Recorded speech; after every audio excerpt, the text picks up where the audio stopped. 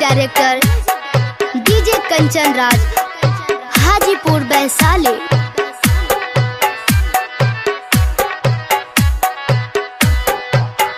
तू पागल बना के चल गइलू, ना पूछलू हाल दीवाना के।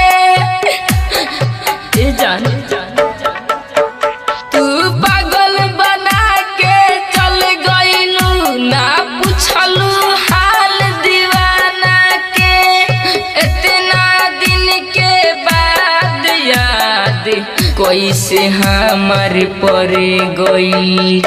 इतना दिन के बाद याद कैसे हमार पड़ गई। हर खुशी दिल के करीब न होला, मोहब्बत करे वाला कभी गरीब न होला। यही से कहल जाला कि सच्चा प्यार संभल के रखो, काहे से कि सच्चा प्यार सबके नसीब में ना होला, सबके नसीब में ना होला। डीजे कंचन राज,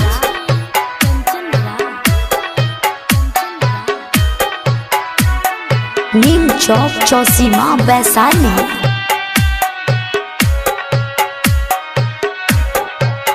हो तोहरा खातिर काका न कइनी, शायद तू ना जान पैलू।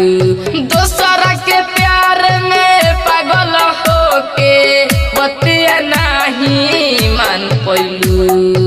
ए जान तू तो प्यार कइला के अच्छा सिला देलू का, यह प्यार है बताव। हो तोहरा खातिर काका न कइनी, शायद तू ना जान पैलू। दोसरा के प्यार में पागल होके बतिया नहीं मान पैलू।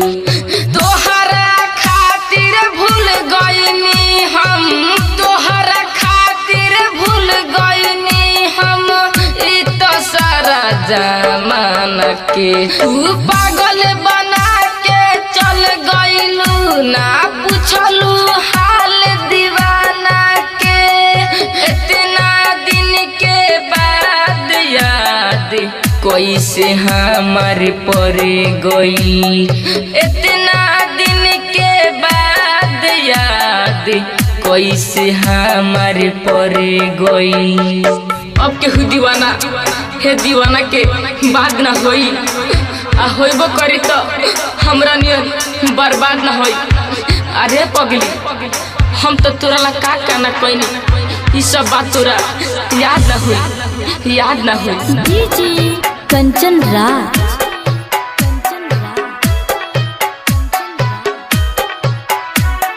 नीम चौक चौसीमा वैशाली।